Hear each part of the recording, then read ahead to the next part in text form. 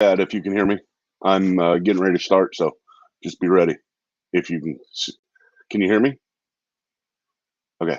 I don't have you in yet. You're still in the waiting room, so I can't hear you, but I'm just making sure. Once it comes across, there it is.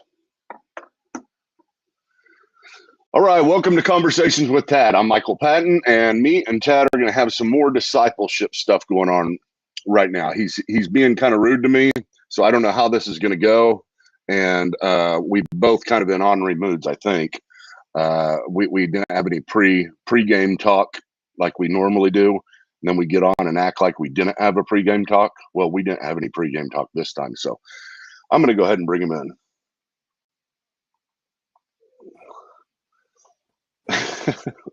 Hey, man. I don't You don't know what? I don't see you, bro.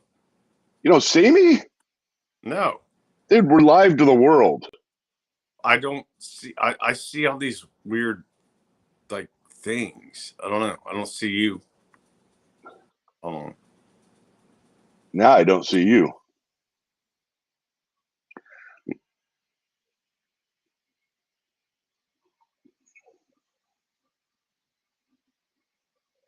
Well, we were going to have conversations with Ted.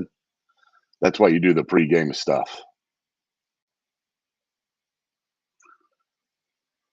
I thought it'd be fun not to this time, but looks like we should have. Well, if any of you guys want to discuss anything, I got the chat open right here. And until Tad gets back in here, I can discuss things with you if you have any questions or anything you want to talk about. What do you want to talk about? What do you all want to talk about? Type it in wherever you're at. Facebook, YouTube, Twitter. I think it'll all show up here. I'm pretty sure. Maybe it will.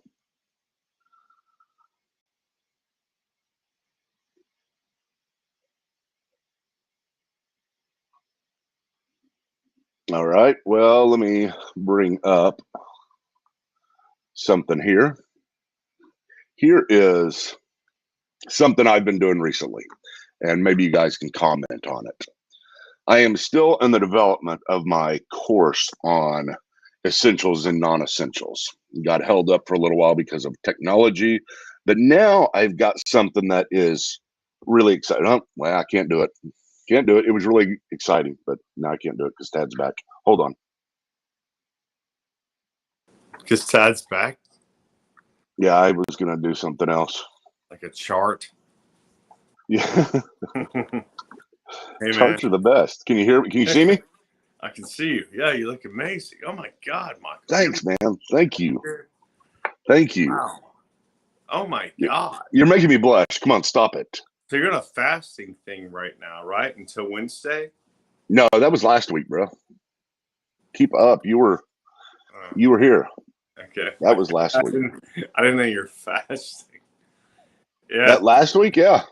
Yeah, I'll be up there Thursday to see some stuff, and then I can't wait to see you. All right. Well, we saw each other last Thursday, so great. And I'm sure you smell terrific. All right. What do you want to talk about, Ted? Do you have something you want to talk about? Because if not, I do have some things to bring up, of course, but I'm letting you run the show. It's Conversations with Tad. Yeah. I'd like a buddy of ours, Kelly, text me something today because I am excited and God's very involved in my life right now. And he did Exodus 14:14. And I read that more than once. And I think that's a great topic. And then I'd also like to talk about, this is going to crack you up. It's Halloween season or whatever you call it. An exorcist, like exorcism. Well, that's a good topic. Yeah. That is a darn good topic. With exorcism. Yeah. The Lord will fight for you. All you have to do is be silent. Well, that's not good. easy. That's a good one. I mean, I do think although it's in Exodus, I do think that that presents a broad theological principle. Sometimes whenever you're reading in the historical books, like in Exodus, it'll bring something up like this, but you have to ask the question. Just because it's in the Bible doesn't mean it applies to you. Sometimes it's a historical situation, like Paul told Timothy, or told Timothy to have his coat brought to him and the books brought to him. It's not like there's some principle about we're supposed to be bringing people Bibles or clothing people. That's other places. But usually whenever you look at these historical books, you look at it and you say, because whenever you said that, I was like, oh, it's probably something inside of a passage that is talking about something completely different. We're notorious as Christians for treating the Bible as a magic book. Just because it's open, just because we read it, just because it's meaningful to us, we have interpreted it rightly. But all the time, whenever you're interpreting the Bible, you have to interpret it according to the context that it was given in. But this particular passage, I could be wrong, but I do think that it is very legitimate to say that this is Kelly did good there. That you could say this is broadly applicable to us and to you, because that is a general theme of the Bible, that the Lord fights for us. We are to be still. That is a passage in the. I think it's funny you said applicable instead of applicable. Applicable. Yeah, it's applicable. Well, I'm from Oklahoma. We say it how we want. I am too. Yeah, we say applicable in Oklahoma. Oh, really? Really? You want me to bring this up, dude? I will bring it up and test it out right here in front of everybody. You want me to do that? Do it right now. No, I'm gonna let you go for now. I'm not going to. Yeah. I'm gonna be kind. You want, man. Put me on the spot as much as you want, but it's called applicable. Okay. Is it Saint Augustine or Saint Augustine? Augustine. No, it isn't. Oh man, I'm so disappointed in your discipleship process. That was the worst thing you could have said. It's Augustine. it's Augustine. Dude. No. There's not many ways to do it. There's not many ways to do it. It's only Augustine. Rhonda says similar instead of similar. That's like similar. I say it like Rhonda. Similar. No, it's well. How do you? Is there a U in that word? I don't know. Don't ask me how to spell. I never said I could spell. Yeah, well. I'm a theologian. I can count to 3, and that's as far as I can go in these things. Yeah, 3 + 3 = 7. I get it. But hey, tell Abraham if he's out there that I said hi. And it's Augustine, bro. I mean, that's just how it goes. That's fine, man. Uneducated people say that. It's all right. If you were here, I'd pat you on the head and say, "Good little boy." You'd pat me on the head. All right. No. Seriously though, I mean, tell me about this passage and tell me why it's so meaningful to you right now. The Exodus 14:14. Yeah, the Lord will fight for you while you keep silent. Yeah, 1 is because of who it's from. 2, it's for the reason it was sent.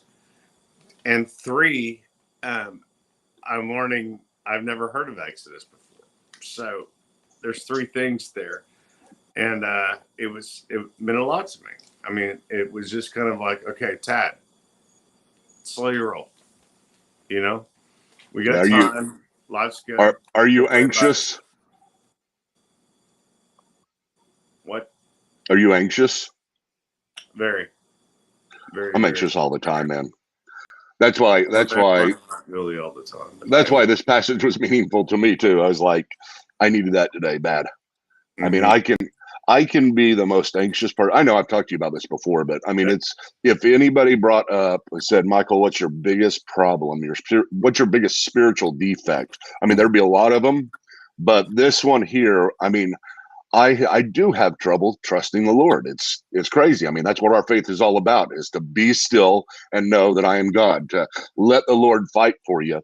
And it doesn't matter how many times he comes through for me. I mean, seriously, he's come through in the craziest ways at the last minute type. He's a last minute type God for me. He never gives me what will make me comfortable. He's always keeping me on the edge and before him in prayer. And I think it's good. I mean, I think that's the best. I mean, I'm not giving the Lord advice, Lord. Okay, I think you're doing good. Don't worry. But if I were him and if I were talking to him, if you could put in a word, tell him, I've done it for long enough. I've got it down. Right. I don't need that type of stuff anymore. Yeah. The prayer that you can say. But it is a problem with me, and I don't know why. I feel guilty about it a whole lot, because I'm like, why can't I just trust in you? I mean, you come through every time. Why do I have my plans, everything that I have in my mind, and if it gets put in jeopardy, then that's where I start to fall apart. And it's hard. I think it has to do a lot with expectations of other people, going all the way back to whenever we talked about you are not who you are who you think other people think you are. And that still controls me too. It's like, what do other people think about me? I mean, what are they going to think? And so I put all these things together to be stable and to trust in him. And then he kind of just says, no, we're going to go a different direction every time. We're going to go a different direction. And I don't mind him coming out of left field and doing things differently. It just drives me insane how late he waits so often. Mm-hmm. I'm writing this down. So when you said, so what are other people going to think? I talked to, I've been on the phone. I've talked to a lot of people today, but one of them was a buddy of mine that probably wasn't a buddy of yours.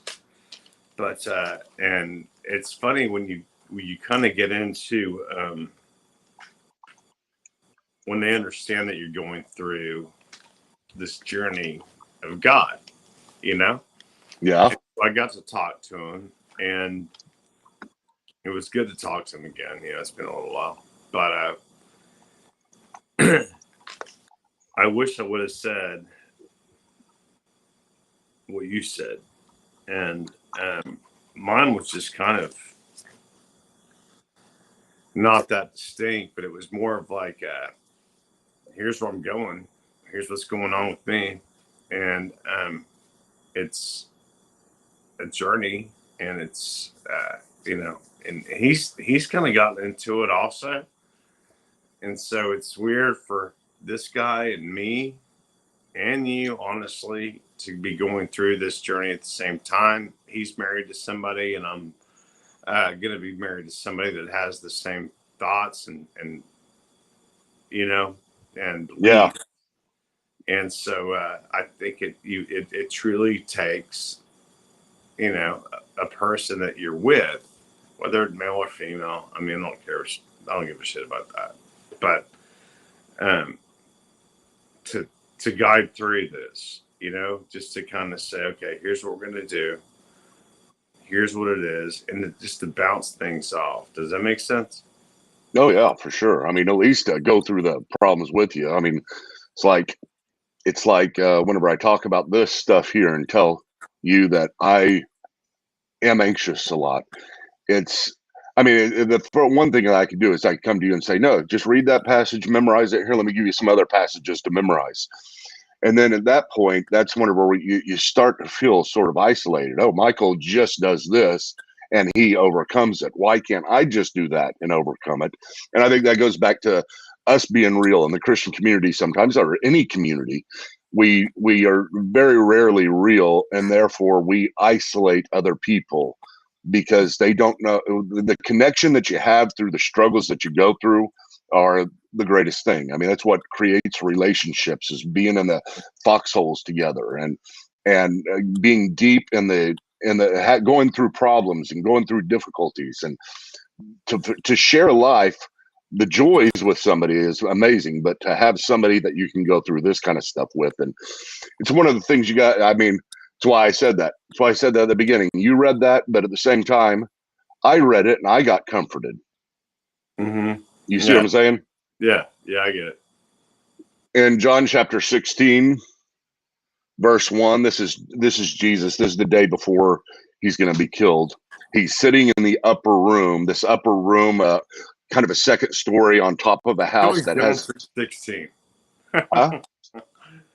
It's always John 3:16 or Matthew 16.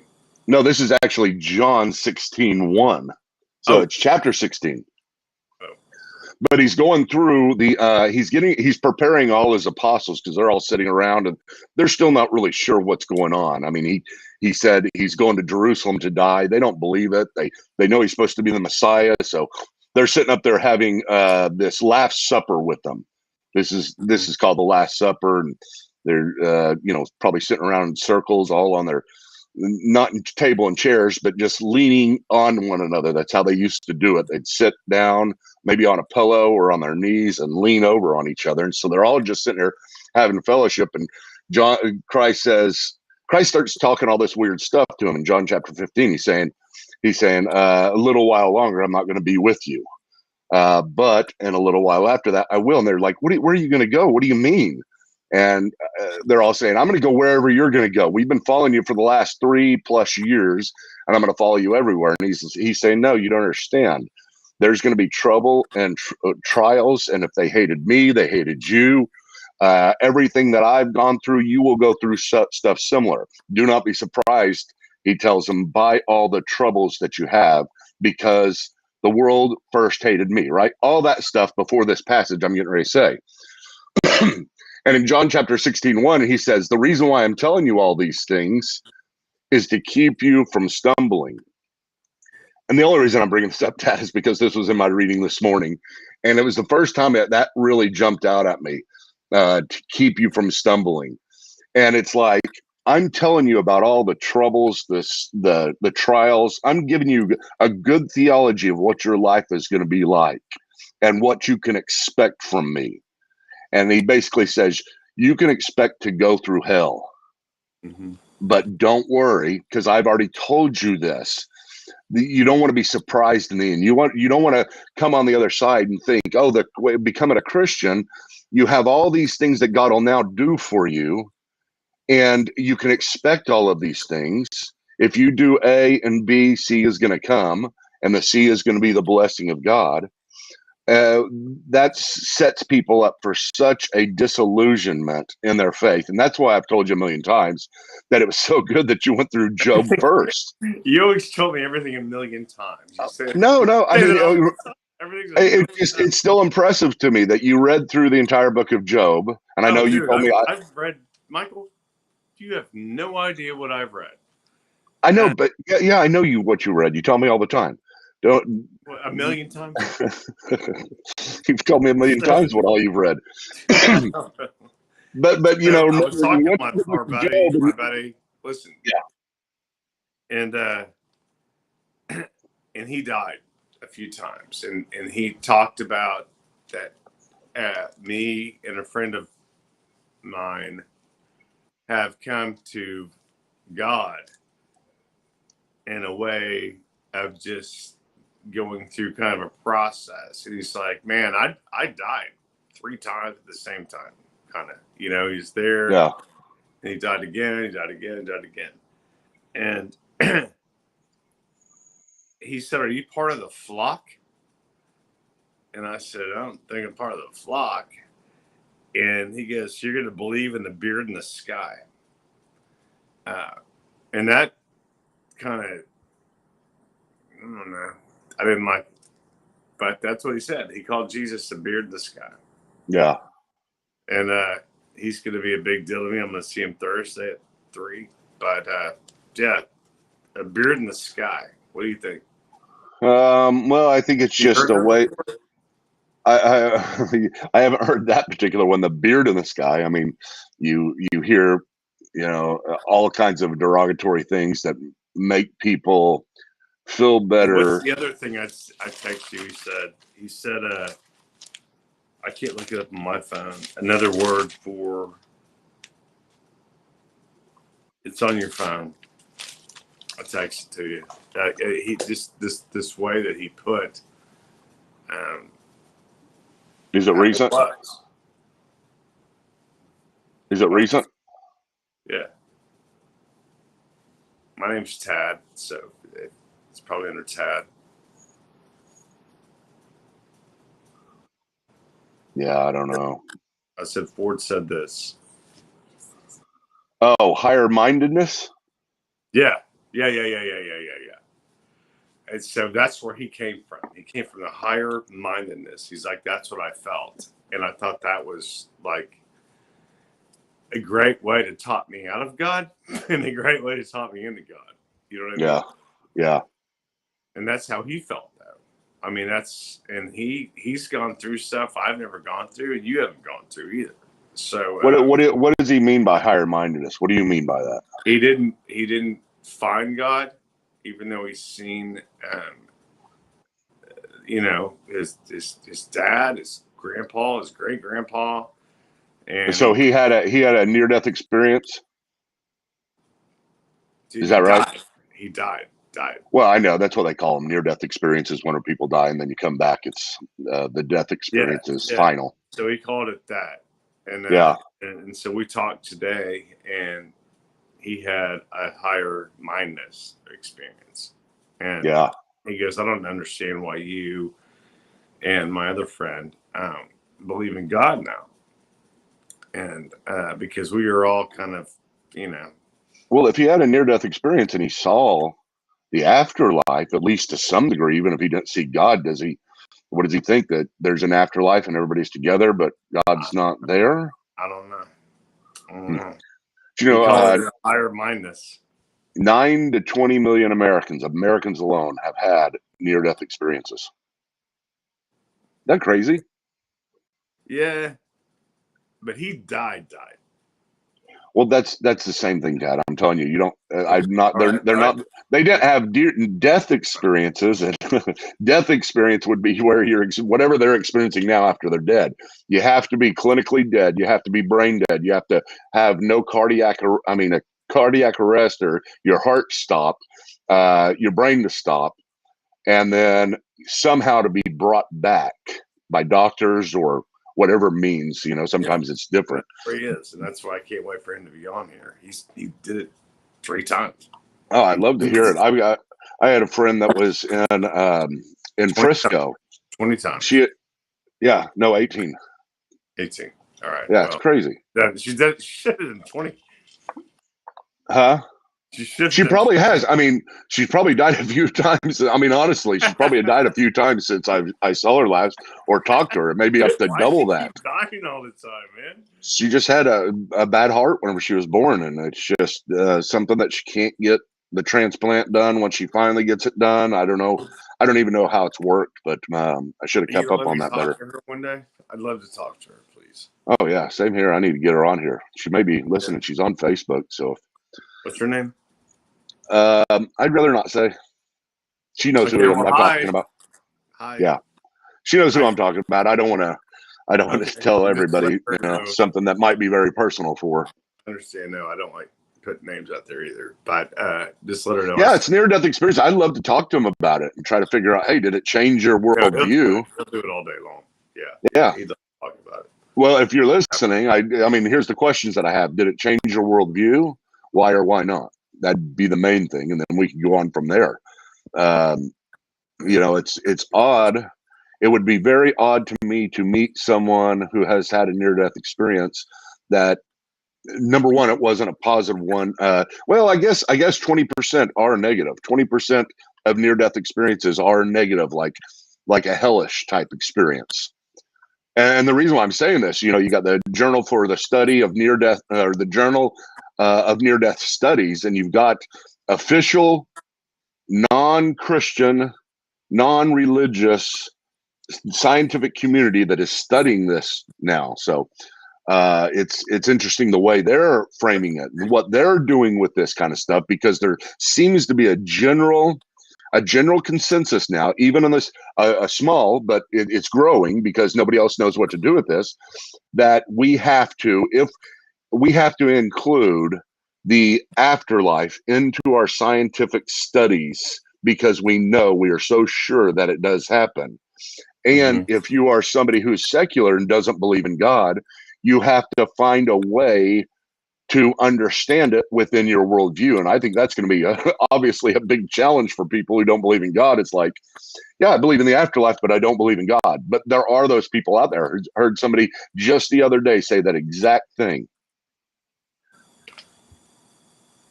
That was a lot of information, but the afterlife is,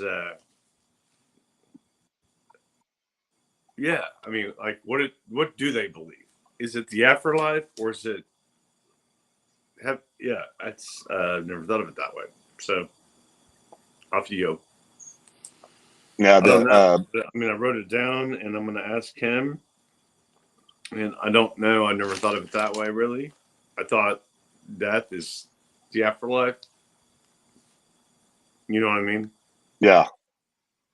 Yeah, they just define it this way just for this not not quite so uncommon happening where people die and come back. Yeah. Their heart stops and they come back. Okay, so exorcism. Exorcism. We're jumping around all the supernatural topics, huh? Well, I told you we were going to talk about this when we started. I'm trying to act like it's the first time I've thought about it. Huh? I'm trying to act like it's the first time I've thought about it, and like it's organic, and you just ruined it. Yeah. Right. So, okay. Exorcism. Okay. What's Halloween season or whatever you call it, and let's just do a quick answer. Oh, wait a minute. You did tell me about exorcism on this podcast, didn't you? I was thinking that was a phone call earlier. Forget it. Okay. What do you want to know about exorcism? Is it real? Yes, it is. In the Bible, you have Jesus. He was known as a miracle worker. He was somebody who they said even the demons listen to him and obey his commands. So you have him going around, and there's various people whenever he comes in contact with them, like this guy that's called the demoniac, who comes up to him. The demoniac. Because he had so many demons. But Jesus, he comes up to Jesus and he's yelling. He's saying, from the demon's perspective, what have we to do with you, Jesus, Son of God? It's not our time yet. And this guy, they put him out. He lived in a village, and they excluded him into a cave and put chains on him. But he was breaking the chains. That's what the narrative says, right? Mm-hmm. So he's breaking the chains. He's excluded. He's crazy. And then he sees Jesus walking by and runs up to him and says, "Hey, it's not our time yet. You can't send us to the abyss." And so Jesus ends up casting. Well, he asked them their name first, and he said, "What is our name? Our name is Legion because we are many." So there's a lot of us in here, right? Mm-hmm. And so Jesus commands him. Of course, he has authority over all spirits. And he commands the demons to come out, and he puts them in a herd of pigs, and the herd of pigs goes running off into the ocean or into the sea and dies. But a characteristic of these people is normally they're crazy. They're not of the right mind. They often are trying to kill themselves. Mm-hmm. So when you have people that kind of overcome and just have this intent to kill themselves, it could be a demon. I'm not saying it always is. I think demonic activity works in and with everything. It's not an either or ever. So like people depressed, does that mean they have a demon? No, not necessarily. It just means that demons can work through that depression, can put whispers in your ear and say, "Hey, why hasn't God come to help you?" And that kind of stuff. Or any type of mental issue, demons can work in and with. And so you have a lot of that stuff going on in the scriptures. You have Jesus casting demons out, and then you have the apostles casting demons out as well. Okay.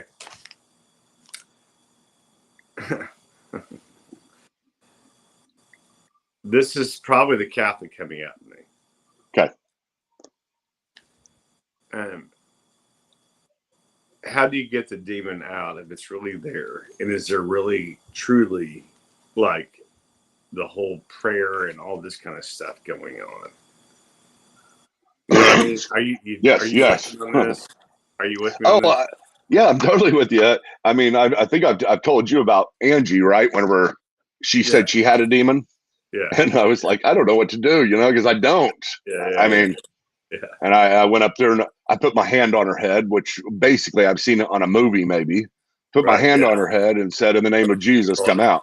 yeah, yeah. And then I said right afterwards, "Anything happen?" But ever since then, I actually have a book right here that is the Catholic understanding of demon, how to get demons out, and it's just a little thin book, and that's the things that you say, the Latin phrases that you say, the prayers that you say, the chants that the entire room goes into, and I find it very interesting because I look at these kind of things and I say, how does this work? Because I don't believe in the Catholic stuff, but I do believe that this Sometimes works. I do. It actually does seem to work if you study this issue, and as critical as you want to be, as long as you're open to the idea that these demons do exist. If you study it, you look at it and you say something's happening. These Catholics are having an effect, and Yeah, Protestants usually stay away from it. yeah. But at the same time, Tad, listen to this. Not only does that have an effect, but it seems to be that shaman have an effect as well. Who? So other religions, Who?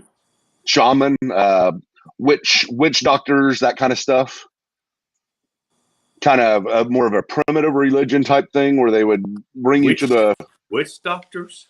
yeah shaman. They're just the doctors of different tribes. Maybe an Indian tribe. Every Indian tribe would have their religious guy, and their religious guy would be called a shaman. All right, I gotta write this down, man. I never heard of that in my life. Okay, is it like witch doctors? Like which one do I go to? No, no, Like no, if no, no. you're a witch, you Like a fly, witch, like you a fly on a broom. witch or a warlock. Yeah. So you're flying on a broom. It's not like a witch. I Like don't witch think it's that kind of person. The shamans are just medicine men. They're highly man. Okay. Well, I just wrote down witch doctor, and I'm gonna leave the broom out of it. So go ahead. yeah. But the thing is, you say, okay, well, what is going on in these situations? Why does that work? Why does a witch doctor work? People often use whenever they think a demon is bothering them, they will use different sage. They will burn sage in their house, and it seems to help. And so you've got all kinds of situations that it seems to help. And you're like, okay, well, how does this work if this isn't from God? If God didn't, because you look in the Bible and there's nowhere in the Bible that says this is how you do it, right? Right. So if somebody like has one of those people come into their homes and do that, what's that? What do they Yeah, call? the sage Yeah, or the yeah. And they blessing of your go home. in, and it's almost like we can get back to poltergeist actually, and that's kind of Yeah. where I'm going with with the with the exorcism. Well, I have never done that, never had it done. It's not like a regular occurrence. It's just something that fascinates me in a lot of ways. You think it works?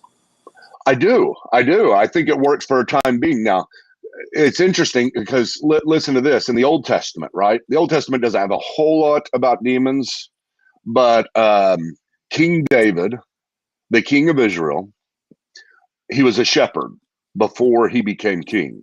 And how long was he before or after Jesus? King David was 1,100 years before Jesus, Uh, 1,100 years. oh my God, dude. Okay. So and that's David and Goliath again. So you have him before he becomes king. He's a shepherd boy, and he is being called by the current king of Israel named King Saul. And King Saul, it says in the text, there are evil spirits that are tormenting him. So he had David come and play the harp, and as he played the harp, the evil spirits would leave, which is interesting. I mean, it's like just Yeah. playing the harp. Can I ask you a quick question? Yeah, yeah. What was it like 1,100 years before Jesus in your mind? I mean, are they in castles and shit? Are they like, what's it like? Is that like the gladiator type stuff?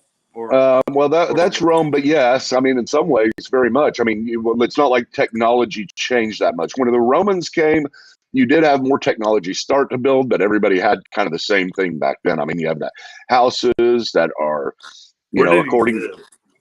Where did King David live? Mm-hmm. He lived in Bethlehem. Yeah. All right, makes Yeah, sense. but he was. But he played the harp, and the demons went away. It said every time he played the harp, the evil spirits went away. That's in the Bible. That's not what I'm telling you from somewhere else. And so even the Bible says that there are means that God has given. We sometimes call this common grace. God has given grace to everybody. If you're a Christian or not a Christian, the sun shines on you.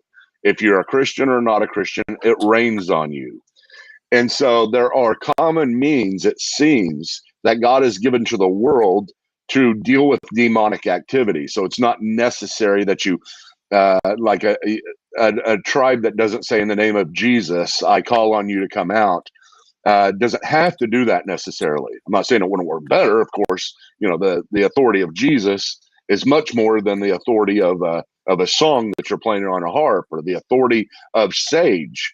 But there seems to be some natural things that repel demonic activity. Yeah. And also, listen to this. Michael, how long have we been going? 36 minutes. Are you getting bored? Just a little bit. How can you get bored about demonic activity? It's amazing. Well, because I'm thinking other people are getting bored too. And dude, this isn't about anybody listening. I've told you that a million times. I could do this forever. I mean, I'm all in. Well, let's finish the deal on demonic possession. Right. Ask any follow-up questions. Why are you asking that? Why is it interesting to you? You said I want to talk about exorcisms. Yeah, because I think it's weird. I don't know if I've ever, if one's been in me and maybe I needed to be exercised. Yeah. And I don't know if seizure is the same thing as exorcism. I don't know. There's a lot of things I don't know. Yeah. And I don't know. Sometimes I've been in my mind and I'm like, is this what's going on here? You know what I mean? Do I need to be exercised right now? I don't, not exercise like I got to go work out or run or something. Yeah, I know what you're saying. I mean, think of it this way.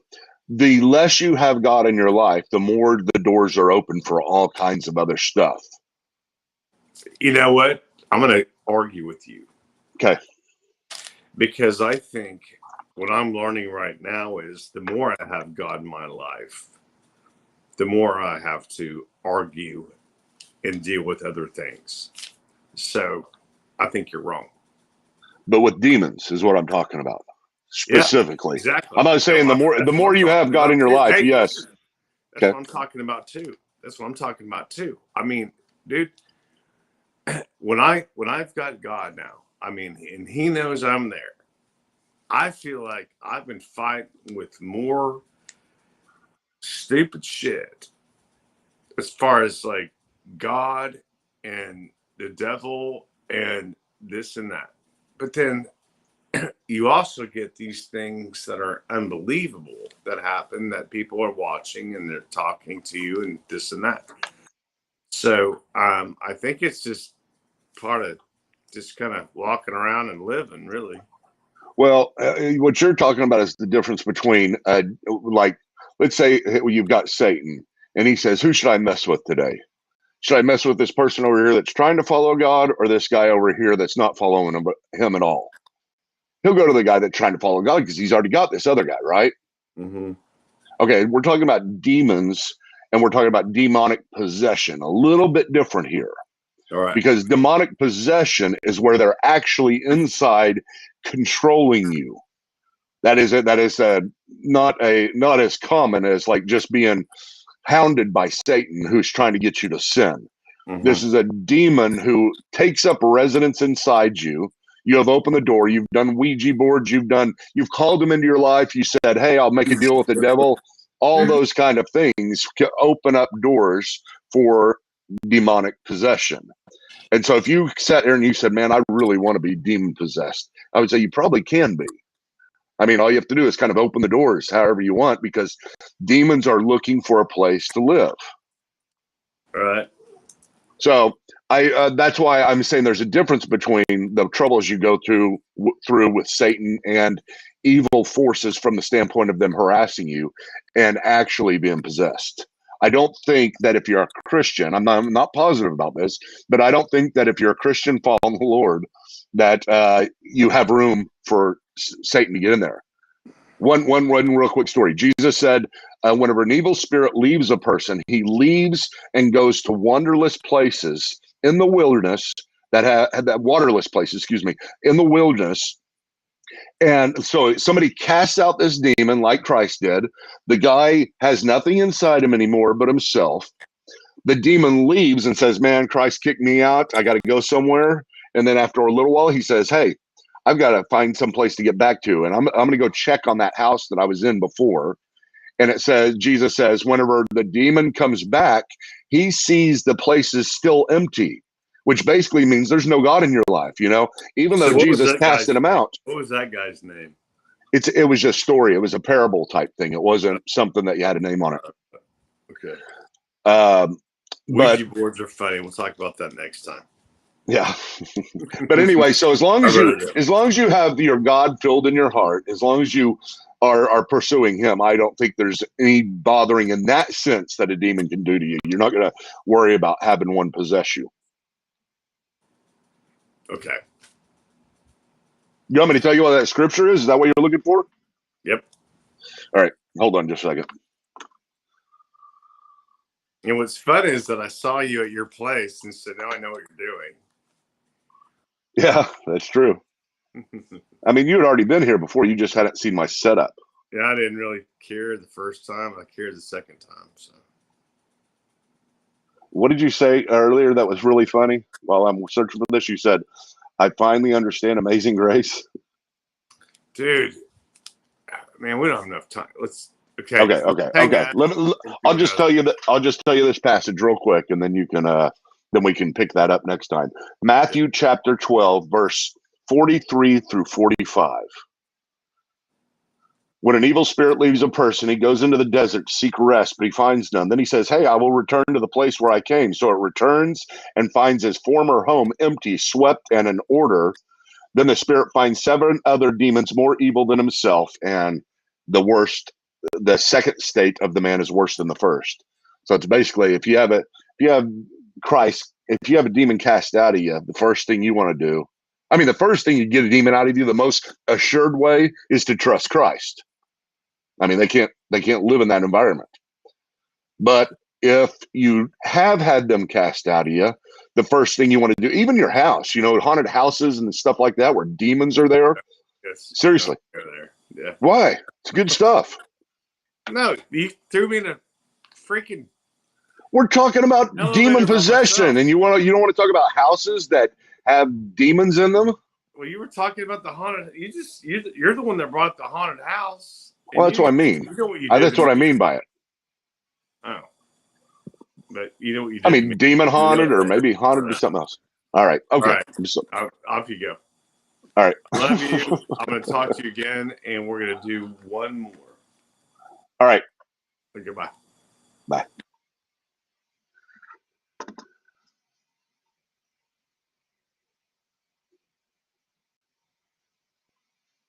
I'm just going to bring Tad back, I think, here.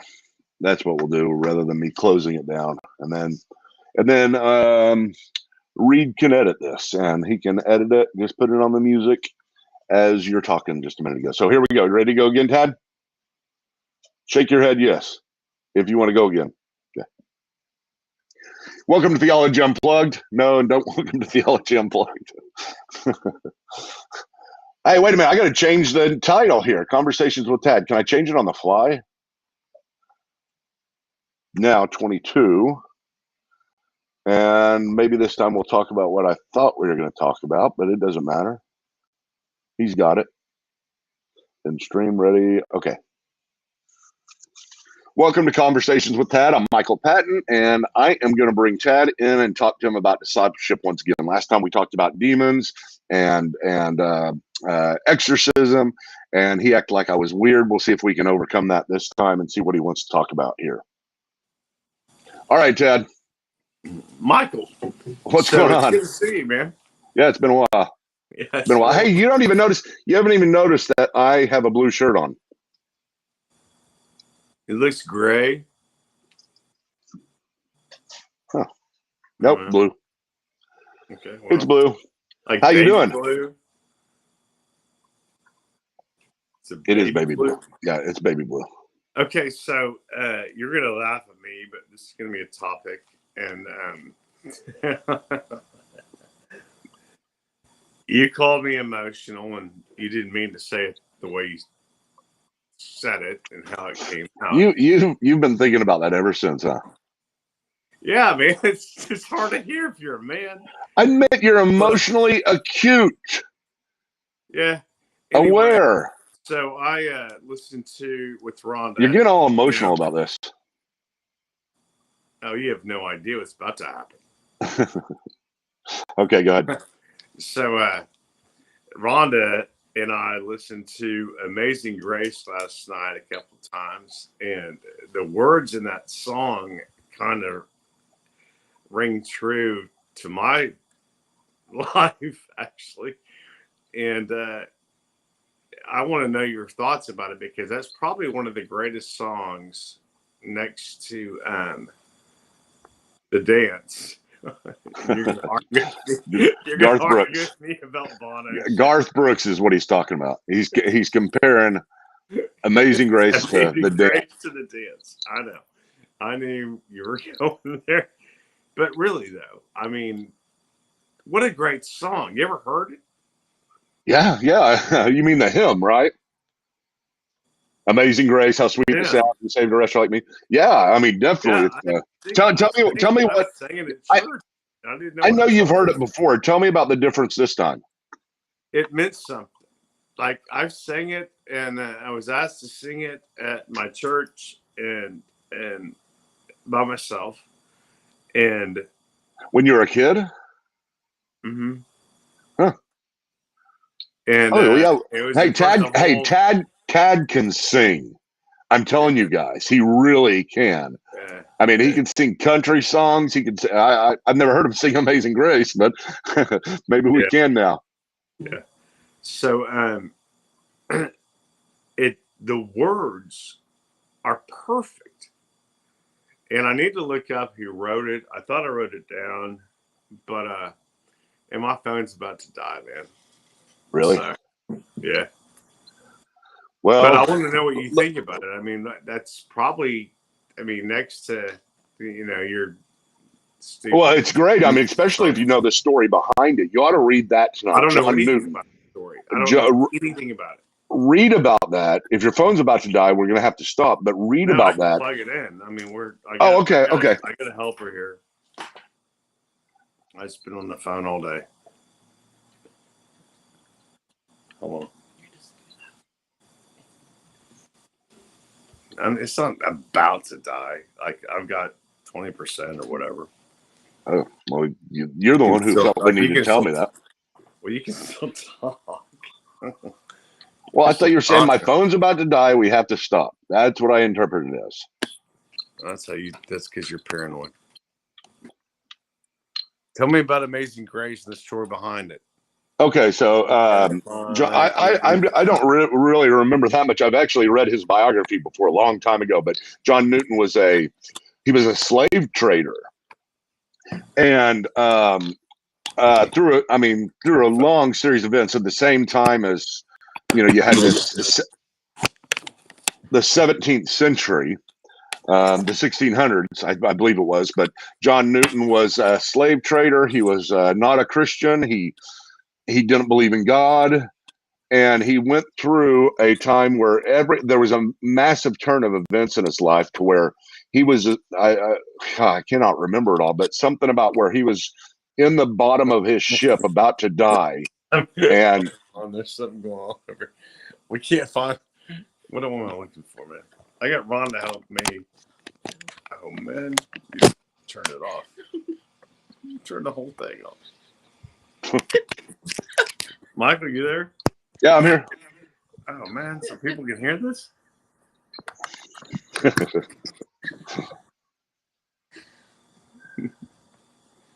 Hey. Hey. Yeah.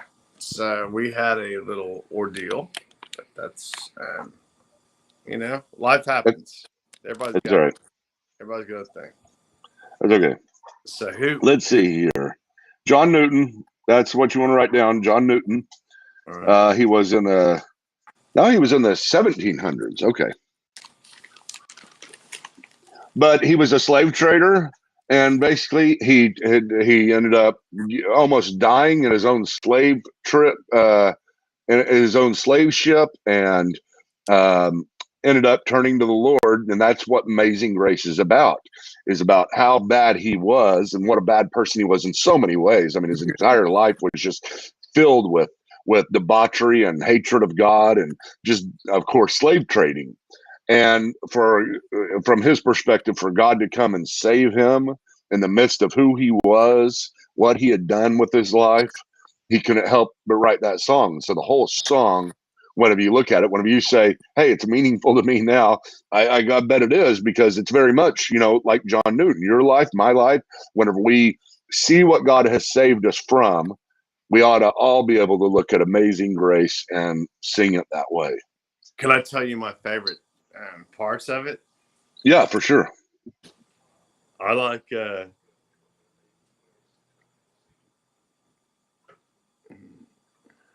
man, I told you I was going to cry about this shit. You saved a wretch like me. And that I don't know, it's just for some reason at 52 years old, it hit me hard. I mean, we've all heard this song a million times, and for some reason last night it hit hard. You saved a wretch like me, and yeah, that part, and then you're gonna make, I know you're making fun of me right now. And then I once was lost, now I'm found. And now I see. And what's better than that, man?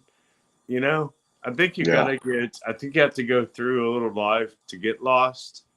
Everybody thinks they're lost at some point in time. And it's not always the point in time that they're lost that they think they are. But once you get to a point, you're like, I'm lost, man. And it's all in the same song, bro.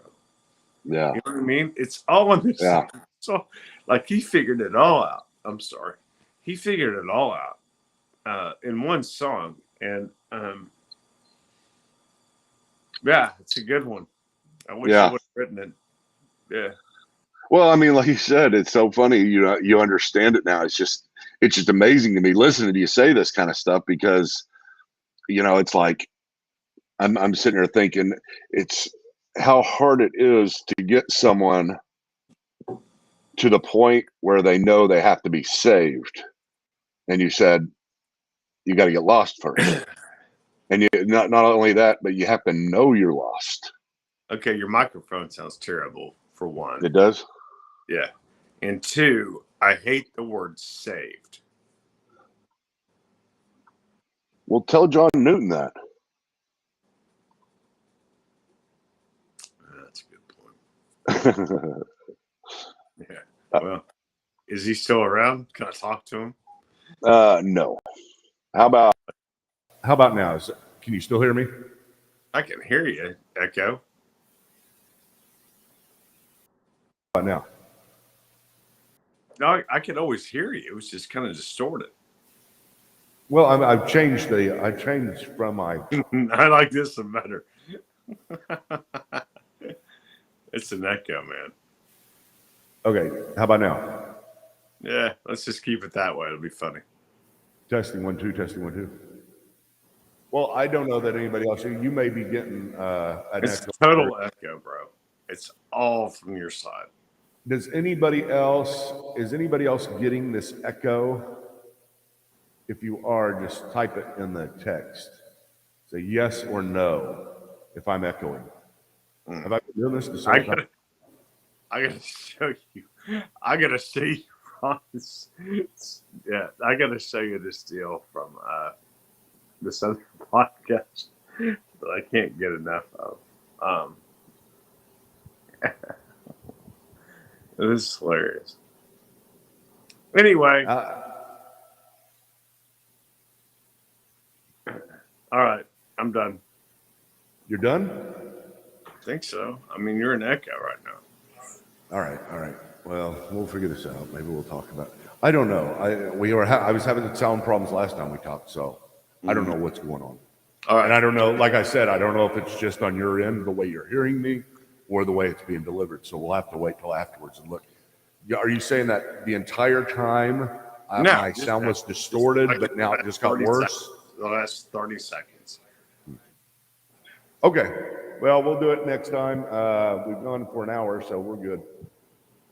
All right, man. I love you, Michael. All right, love you too, man. I love you. Really, hey, really, that was cool about Amazing Grace. I mean, yeah. we'll probably get rid of this whole deal, but that's cool. It's I do I love it. I love that you cried. I do. Sorry. Yeah, you're gonna make fun of me. I know this. I may make fun of you, but I don't want to. All right. You got to understand how much I know I shouldn't. But the funny part is how much I know you should, and I get it. That's the funny part. I mean, honestly, it tells me that that stuff is really affecting you. That affects me. Amazing Grace is probably the greatest song on the planet. Yeah. Next to the dance. All right, well, I'm leaving you. All right, I'll see you, man. I love you. Off you go. I love you too, Michael. Bye.